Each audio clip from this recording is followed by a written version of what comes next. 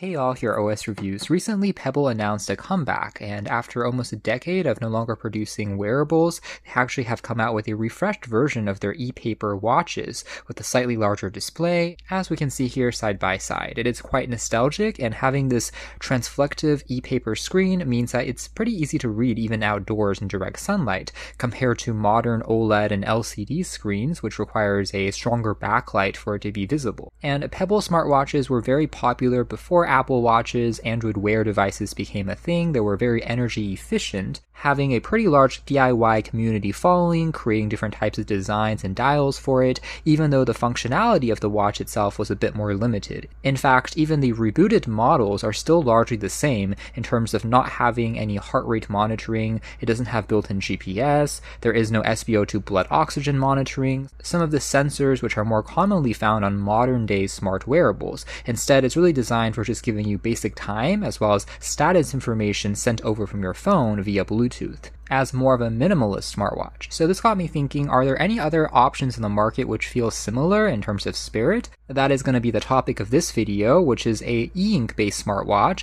The original design, I believe, is from Watchy and actually came out about a year or two back, so not completely new on the market. And when this thing was first released, it was kind of dubbed as a spiritual successor to the Pebble smartwatches before they got revived in recent times. Also having a similar concept in terms of a e-paper screen, but on here it's a true e-ink panel, the same technology type that you'll see on Kindle e-readers, behaving just like a piece of paper, where the brighter it is outdoors, the easier it is to read the screen, and also consumes very little power until the pixels are refreshing or changing. It also has this DIY kind of open source community vibe as well, powered by ESP32, so you can tinker with it using Arduino, MicroPython, building additional micro apps as well as watch interfaces for it, making it an open source project-like wearable that's also rather affordable. You can find these, for example, usually for around $50 or so when shopping around. Pretty neat. Also, in terms of e-ink displays being used on wearables, I think it is a pretty good idea, but has been rather rare to see in actual products for some reason. For example, a while back, Sony actually made another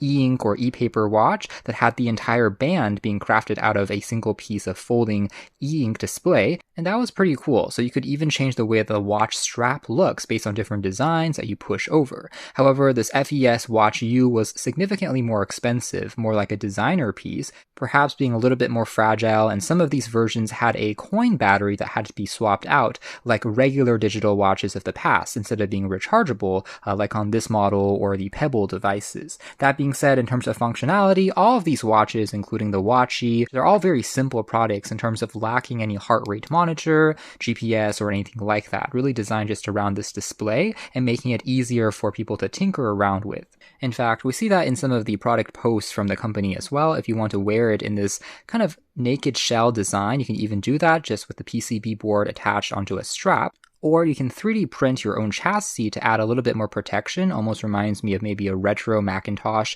in some sense. Alternatively, you can buy a version that has a chassis included like this one here, if you want a little bit more dust and wear resistance, but the choice is completely yours. The actual board itself just looks something like this with the screen, battery, as well as charging contacts there. So a pretty interesting premise, with all of the hardware level components in addition to, again, software that you're able to just access directly instead of being proprietary and locked down by the company, which is pretty neat. So here's an example of some other watch styles that you can find. In terms of connectivity, though, it does have both Wi-Fi as well as Bluetooth on board. And by the way, it doesn't matter if it's showing a black or a white background, because e-paper screens only use power when the entire screen is refreshing or changing. So you can freely pick and choose. Here's another one which is inspired by a DOS retro computer interface. Another one here inspired by Pokemon that we see pre-installed on this watch. Also looks pretty neat.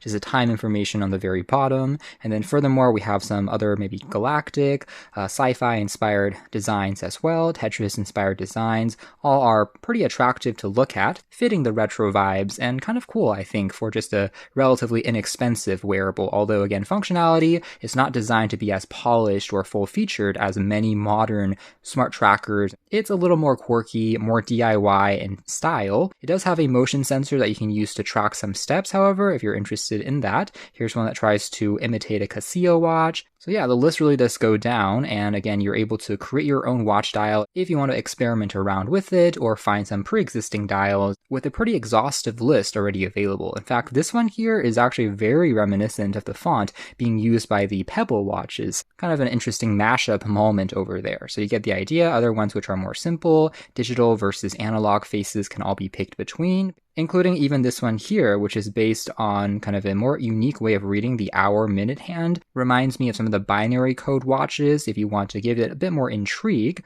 And what's great is, of course, all these watch dials are going to be completely free for you to access. So as more of a style piece, it can actually be an interesting idea as well, if you're a fan of any particular look. Now, in terms of hardware, it also is lacking anything like a built-in speaker. There is no microphone on here, so maybe that's something to consider in a pro or second-gen model down the line. The ability to invoke a voice assistant or use it to answer a phone call could perhaps be interesting additions, but right now, again, the hardware is rather light and on the simple side of things. Here's an example of what an e-ink screen will be like displaying an image. Now, this is a traditional black and white or monochrome e-ink panel, instead of being a color e-ink screen, which might be another interesting option in the future, and technically it is a point of difference versus the real Pebble watches, which are still using ePaper screens, but they're more like transflective RLCD panels, aka reflexive LCD, so it doesn't behave entirely the same way as a true e-ink screen like this, although both have advantages in sunlight readability. So typically e-ink screens can be even more power efficient,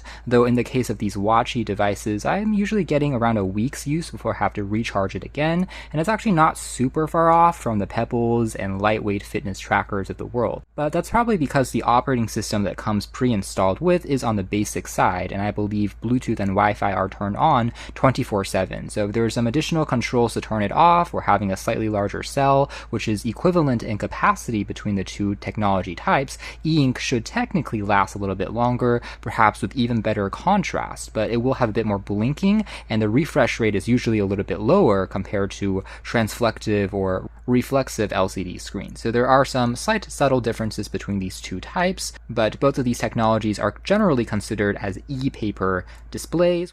This one perhaps just feeling a little bit more analog because of its e-ink as well as black and white monochrome looks by comparison. Now, the cost might slightly vary based on the version that you pick up. For example, if it's only the PCB board with the screen, that's going to be the cheapest, compared to versions that come with a pre-3D printed plastic chassis or a metal aluminum chassis are going to sell for a little bit more if you don't want to create these components yourself. The strap is crafted out of silicone, one size fit all, with a stainless steel buckle, although there is no official waterproof rating. That is something to keep in mind. This is very much kind of a developer, tinkerer's watch. So if you're going to be submerging it in swimming sessions, it's not going to be the wearable for you. It really is just designed for casual everyday wearing around the home, office, things like that. It isn't really weather sealed per se. Otherwise, in terms of packaging contents, the version that we picked up that has a pre-installed 3D printed plastic chassis came in a fairly generic looking cardboard box, like a development kit, and there's just a charging or data sync cable included. Now, it is worth mentioning that they are using a slightly older micro USB standard for data and charging here. I would have liked to see USB Type-C,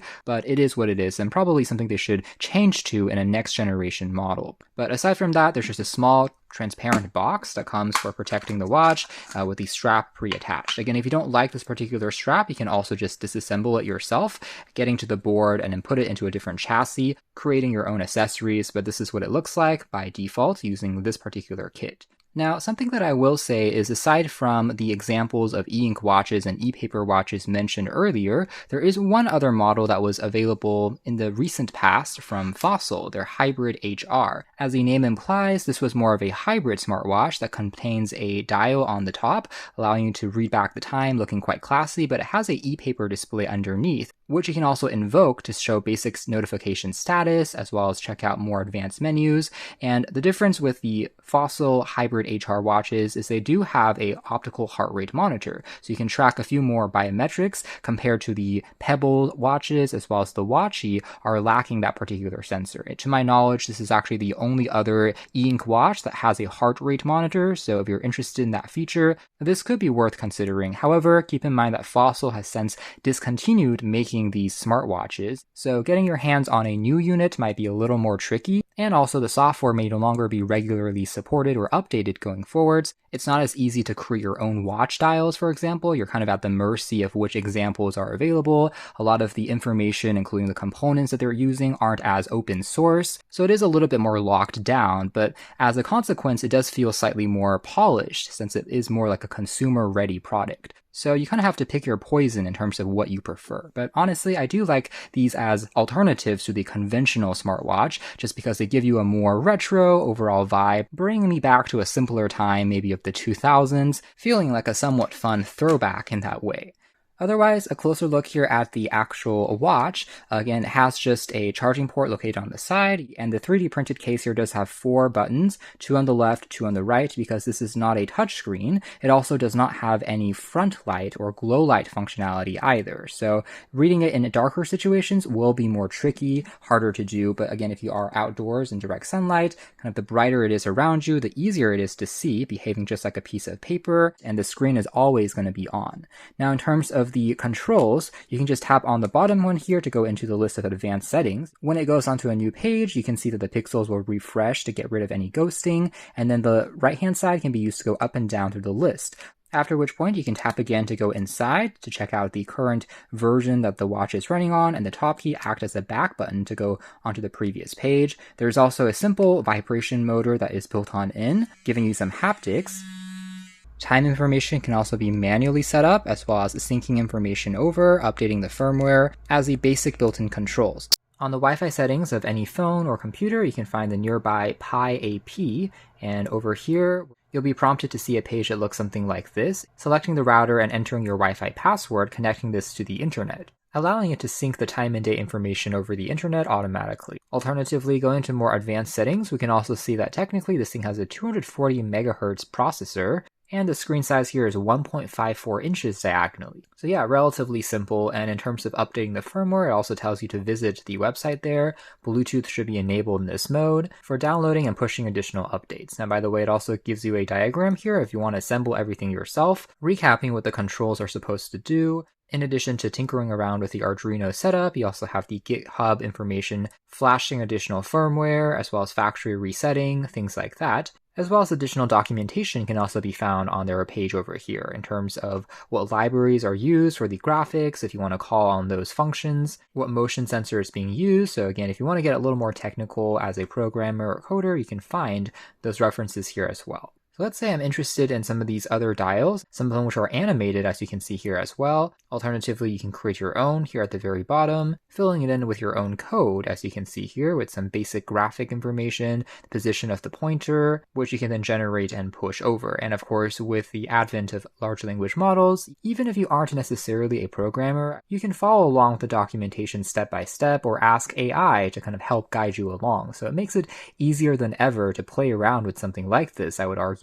Afterwards, you can even share your watch face publicly. Submitting it to GitHub for review can also be done. For example, this one here will also change and update by itself, getting the information via Wi-Fi. So some of these watch dials are going to, again, leverage the chip on here to actually get you the temperature, degree, city name information for it to automatically sync by itself. Compared to this one here is actually a carousel that will loop through a couple of other watch dials depending on the day of the week. That being said, it doesn't seem like there's really a way to change the dial on the fly directly from the watch itself. Once you push it over, it's going to remain as the current one on there. So just keep that in mind. It's not quite as polished as some of the consumer-ready smartwatches that we've seen. And despite the open source nature, if you find some of these steps to be a little too intimidating, you can also reference some past examples of firmware created by other community members. For example, this one called Ink Watch, if you want to flash this over to the memory of the watch, will provide you with a slightly better UI that gives you a couple of additional functions directly. For example, some built-in alarm clock functionality, a simple book reader functionality, although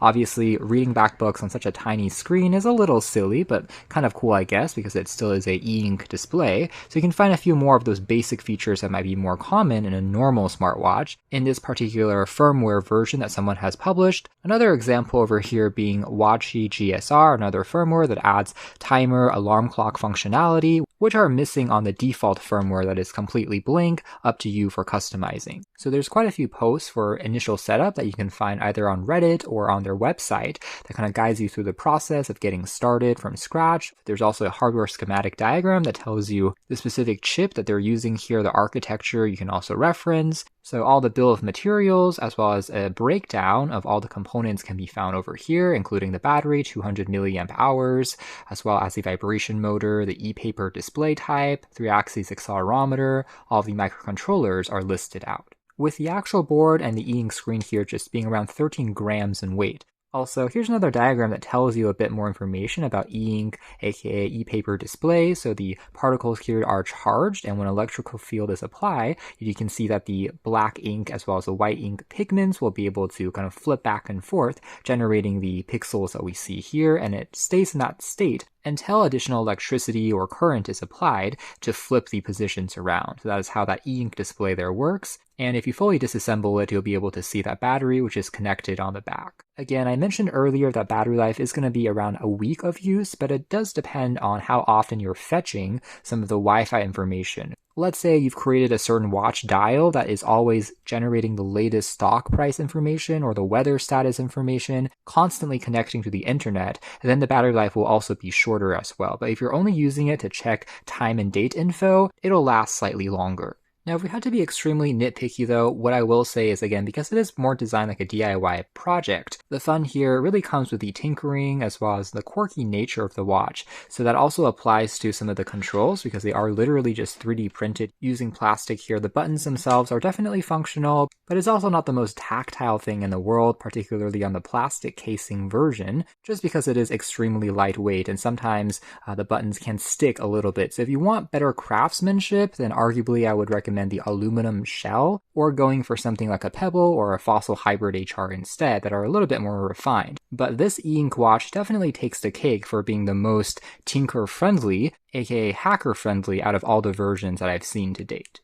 And overall, the watch is relatively comfortable, lightweight for wearing, and the display itself has 200 by 200 pixels in terms of resolution, which is good enough, I would say, for a device like this for reading back text. Simple time and date info seems to be mostly clear enough. It isn't too problematic, and some jagged lines here gives it some retro charm as well. Again, it's the same display type that you'll find on other ebook readers, including the Palma devices. Again, all have a very similar characteristic to this e-ink screen. Not too muddy might be one benefit here versus a RLCD screen. Tends to be a little darker in terms of the contrast of the background. So that is more or less it as far as our quick hands-on look at the Watchy, as well as a general FYI that a product like this exists if you haven't heard of it before. Might be a fun little item to tinker around with. That being said, again, it is very much steeped in that DIY community instead of everything being pre-built and polished for you. So again, if you don't like the casing, you can 3D print one yourself. They have all the components and specs available on their website. And similarly, it doesn't come with a, again, existing smartphone app. All of the hardware is there, but it's up to you to build it yourself or find a compatible firmware.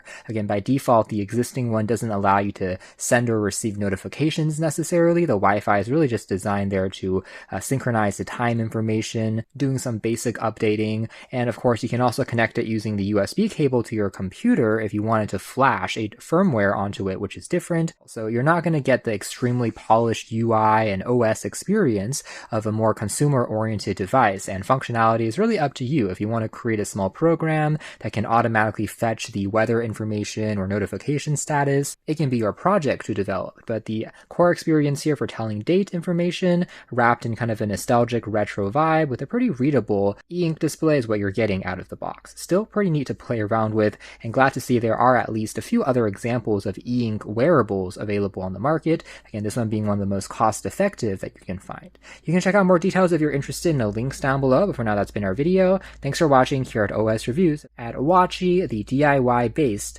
e-ink watch.